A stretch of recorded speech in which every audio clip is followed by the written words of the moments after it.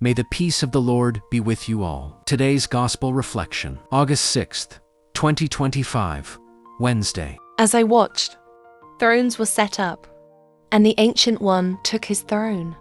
His clothing was bright as snow, and the hair on his head as white as wool. His throne was flames of fire, with wheels of burning fire. A surging stream of fire flowed out from where he sat. Thousands upon thousands were ministering to him, and myriads upon myriads attended him. The court was convened and the books were opened.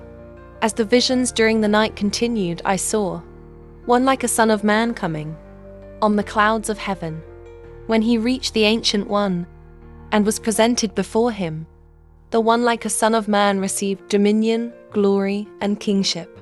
All peoples, nations, and languages serve him. His dominion is an everlasting dominion that shall not be taken away. His kingship shall not be destroyed. Responsorial Psalm. The Lord is King, the Most High over all the earth. The Lord is King. Let the earth rejoice. Let the many islands be glad. Clouds and darkness are round about him.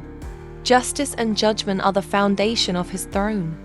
The Lord is King, the Most High over all the earth. The mountains melt like wax before the Lord of all the earth. The heavens proclaim his justice, and all people see his glory.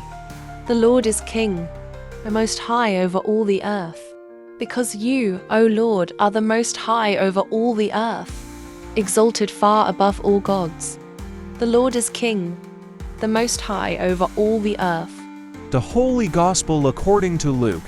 Jesus took Peter, John, and James, and went up a mountain to pray. While he was praying, his face changed in appearance, and his clothing became dazzling white. And behold, two men were conversing with him, Moses and Elijah, who appeared in glory and spoke of his exodus that he was going to accomplish in Jerusalem. Peter and his companions had been overcome by sleep, but becoming fully awake, they saw his glory and the two men standing with him. As they were about to part from him, Peter said to Jesus, "Master, it is good that we are here. Let us make 3 tents, one for you, one for Moses, and one for Elijah." But he did not know what he was saying.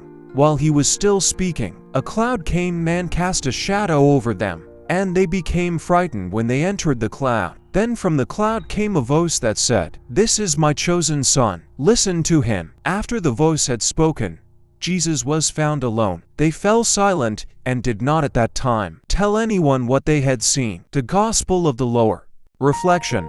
Jesus brings 3 of his disciples, Peter, James, and John, up a mountain to pray. What begins as a quiet, intimate time quickly transforms into an inspiring encounter. Jesus' appearance changes, radiating light, and he is joined by Moses and Elijah, 2 monumental figures in the history of faith. The disciples witness a glimpse of divine glory, a moment beyond human comprehension, revealing who Jesus truly is. It's a turning point for them, a heavenly interruption that leaves them speechless and in awe. This mountaintop experience reminds us that there is more to life than what we can see and understand. Often, we go through our days focused on routines, responsibilities, and challenges, and we can forget that the sacred is never far away. But sometimes, when we least expect it, we are given glimpses of the divine, a sunset that takes our breath away, a prayer answered at just the right time, a sense of peace in the middle of chaos. These are not coincidences. They are reminders that God is present and active, even when we're not fully aware. The disciples on the mountain were not expecting to see heaven touch earth. But it happened because prayer opens the door to the extraordinary. What makes the story even more powerful is the response of the disciples. Overwhelmed, Peter wants to stay in that moment, to build a place where they can remain in the presence of glory. It's an understandable desire. Who wouldn't want to stay where everything feels perfect and holy? But as quickly as the moment comes, it passes. They are left in silence, with only the memory of what they saw and the voice they heard. And then, they must go back down the mountain. This reminds us that while spiritual highs are beautiful and necessary, they are not where we are called to remain. purpose is not just to dwell in inspiration, but to carry that inspiration into the everyday world. In our lives, we may have moments that feel like mountaintops, retreats, powerful worship, answered prayers, moments of deep clarity or transformation. But these experiences are not meant to isolate us from reality.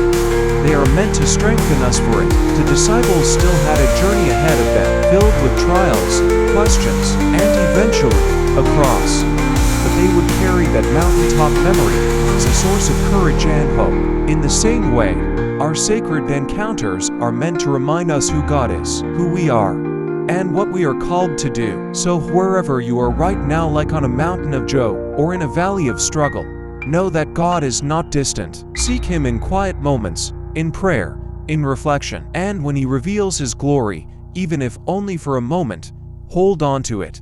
Let it shape the way you live, the way you serve, and the way you love. Don't just wait for the extraordinary. Look for God's presence in the ordinary. Be willing to climb, to listen, and then to come down ready to walk in the truth you've seen. Because real transformation doesn't happen in escaping life but in returning to it with renewed eyes and a strengthened heart.